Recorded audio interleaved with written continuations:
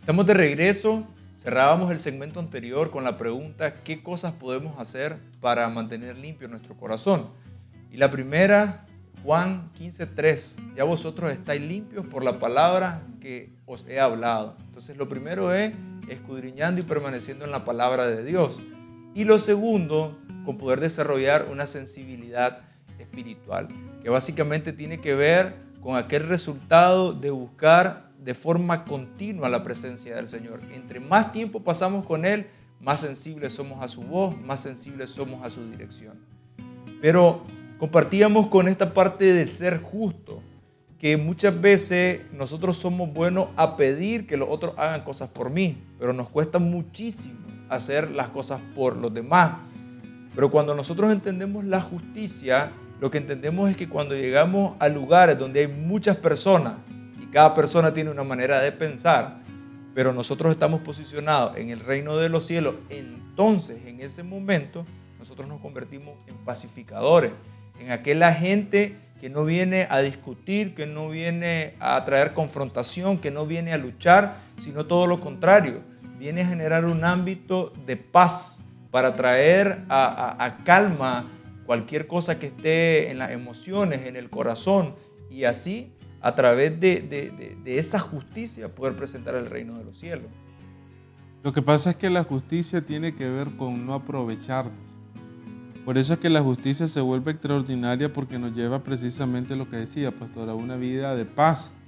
Y la Biblia habla también en la bienaventuranza acerca de ser pacificadores. Bienaventurados los pacificadores. O sea, alguien pacificador es alguien que busca la paz.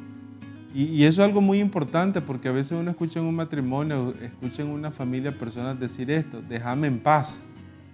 Y cuando la persona dice eso, pareciera que esa expresión lo que está diciendo es que mi paz depende de la acción de la otra persona. Pero cuando uno ve esto desde el ámbito, desde la revelación del Señor, nos vamos a dar cuenta de que la paz no depende de lo que está aconteciendo afuera, de la acción de las otras personas. La paz es el gobierno de Dios en mi vida en medio de la condición difícil, en medio de la condición adversa.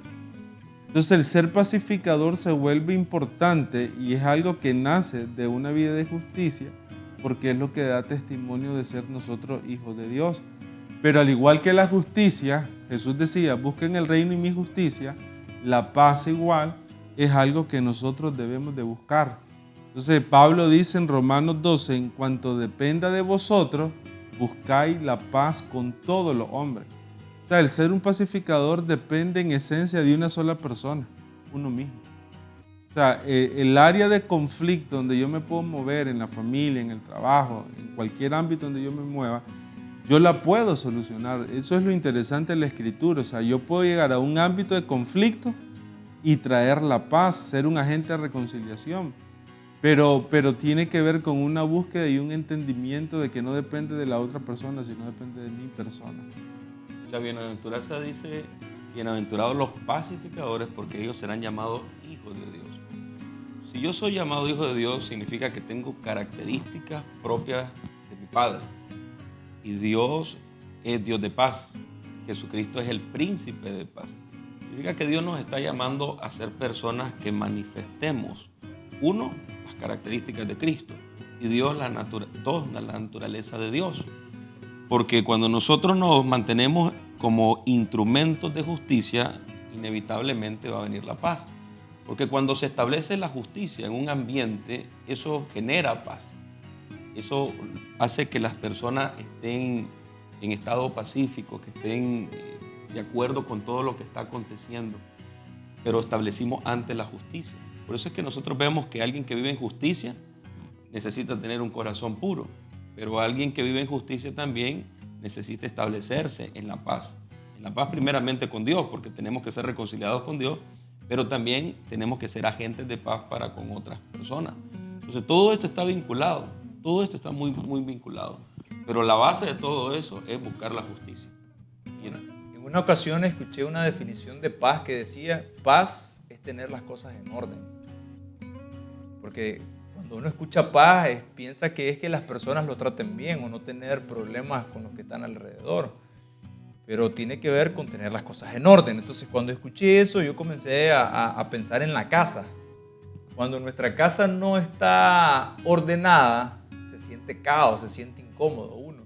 Pero tal vez por el afán, por el tiempo, por salir corriendo, no nos tomamos aquella dedicación para poner todo en orden, para limpiar.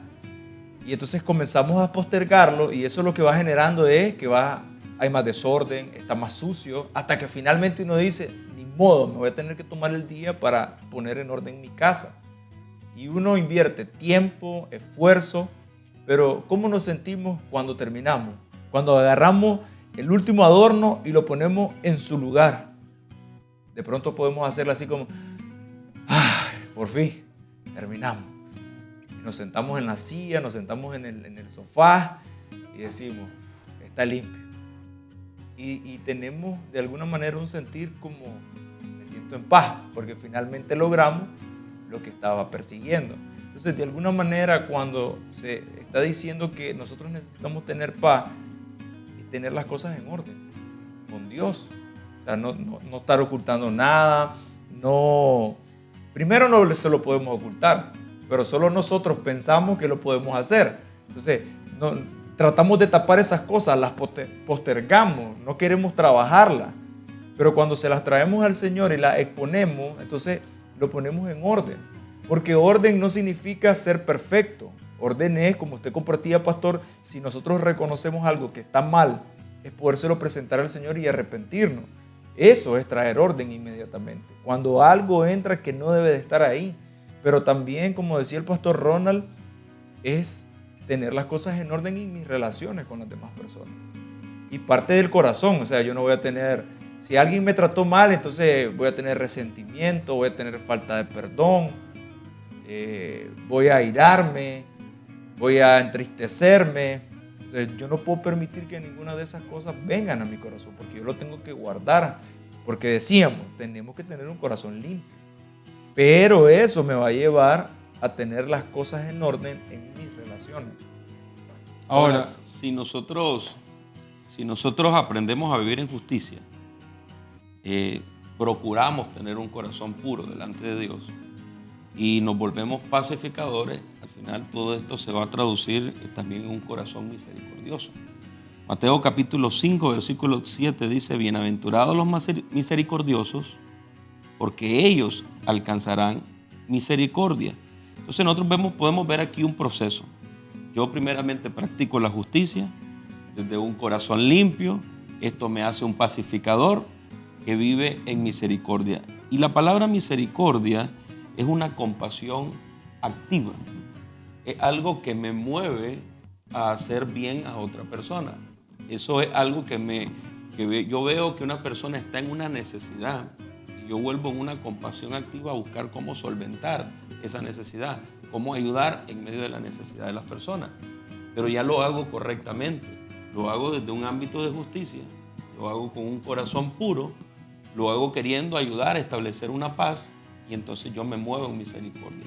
Todo esto es la manifestación del carácter de Cristo en nosotros. Por eso cuando nosotros vemos la bienaventuranza, estamos viendo el deseo de Dios primeramente para con nosotros, que Cristo sea formado en nosotros, pero que también nosotros aprendamos a vivir bajo estos principios que nos van a hacer bienaventurados, doblemente bendecidos, doblemente felices. Yo cuando miro esto, trato de encontrar un ejemplo, y el ejemplo tal vez más extraordinario es Jesús. Porque el ser un pacificador, que al final nos lleva a ser misericordiosos, o sea, la Biblia habla de un Dios que su misericordia, o sea, no tiene un límite, o sea, son nuevas cada mañana. Y son nuevas cada mañana.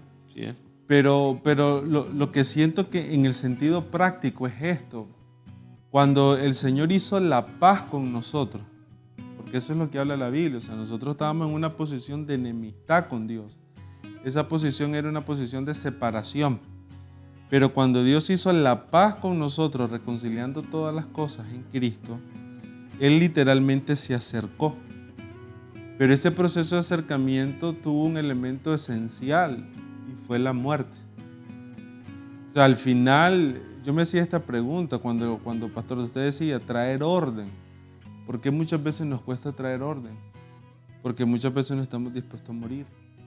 Entonces, verdaderamente las relaciones, o sea, hoy las personas claman por paz en la casa, por paz en la nación, por paz en el mundo, por paz en el trabajo. Las personas dicen, pastor, no tengo paz en mi trabajo. Pero la verdad es que eso tiene que ver con una decisión en el corazón donde nosotros comenzamos verdaderamente a morir. O sea, Jesús hizo la paz con nosotros, pero el principio de esa paz fue su entrega. Entonces yo nunca voy a llegar a una condición de estabilidad, de paz, de esa misericordia activa, si yo realmente no estoy dispuesto a renunciar a algunas cosas. Por eso es que los conflictos se incrementan y se vuelven muchas veces más intensos por la postura de las partes donde dicen yo no cedo, yo me quedo en mi postura. Pero cuando nosotros entramos en esos procesos de evaluación, de interiorizar realmente lo que estamos haciendo, creo que es ahí donde viene ese proceso de paz y de estabilidad en nuestras vidas. Entonces, yo diría en este cierre de este programa, decirle a la audiencia, y es algo que habla mi vida, qué importante es entender que para yo poder traer orden, muchas veces ese orden que me va a llevar a la paz, necesito una renuncia. Estaba recordando el testimonio que me compartió un joven hace un tiempo atrás. Y él me decía que por sus primeros 21 años, él tuvo muchos problemas de relaciones en el colegio. Y una de las cosas que él consideraba que era la razón principal, era la relación mala que había tenido con su papá, de rechazo, de golpe, de violencia, y hasta tal punto que terminaron separándose y él tenía un rencor. Pero cuando conoció del Señor, entonces él se comenzó a dar cuenta de que estaba mal, porque para todo le ponía la responsabilidad al padre, la culpa la tenía su papá, de todos sus problemas era su papá. Pero él comenzó a ver todos los errores que él tenía, comenzó a ver la iniquidad en él. Pero en eso él recibe al Señor y puede percibir la gracia, puede percibir el amor, cómo el Señor lo perdona por sus pecados. Entonces en ese momento, cuando él recibe perdón, él dice, ¿cómo puedo yo ser perdonado y no perdonar a mi papá? Y entonces él entra en una transición donde él en su corazón, sin hablar con su papá, él lo perdona. Y eso dice que lo posicionó en un lugar donde ahora él se sentía tranquilo. Él comenzó a ver que las cosas eran más fáciles, que las cosas en sus relaciones eran mejor, pero tenía que ver por un orden que él había traído. O sea, el no resolver esa falta de perdón con su papá le estaba afectando el resto de las cosas. Pero cuando él trae a orden, él se siente en paz y comienza a ver cómo él estaba deteriorando las otras relaciones en la familia. Pero al resolver eso, todo comenzó a cambiar. Y después, él me comparte que cuando él comienza a mirar a su papá, se comienza a hacer preguntas. ¿Por qué mi papá actuó de esa manera conmigo? Y entonces él dice, posiblemente la relación que él tuvo con mi abuelo fue igual o peor. Entonces ahora entra en una posición donde está meditando y entra en misericordia con el necesitado. Porque su papá no conoce del Señor. No sabe dónde está la respuesta a todos los problemas que nosotros podemos tener. Entonces lo que él dice es, ahora yo puedo, a través de la revelación, a través de Cristo en mi corazón, puedo ser de bendición para mi papá. Y eso solo uno lo puede hacer movido en misericordia. Entonces, ¿cómo es posible un joven que tenía rencor, que tenía literalmente odio, falta de perdón con su padre, puede transicionar a un lugar donde dice, ahora a través de mi vida yo voy a contribuir para ser de bendición a él? Y creo que eso es lo que el Señor está hablando en este tiempo para cada uno. Que empecemos a ver nuestra vida, pero empecemos a ver nuestra casa. Que empecemos a ver que Dios me quiere bendecir de forma personal, pero también quiere que nosotros nos convirtamos en bendición para todas las personas que están a nuestro alrededor. Les agradecemos por haber estado con nosotros y les invitamos a que siempre sigan conectados a través de los diferentes medios y que nos acompañen en los siguientes programas. Muchas gracias y que Dios les bendiga. Somos uno en Cristo, somos uno.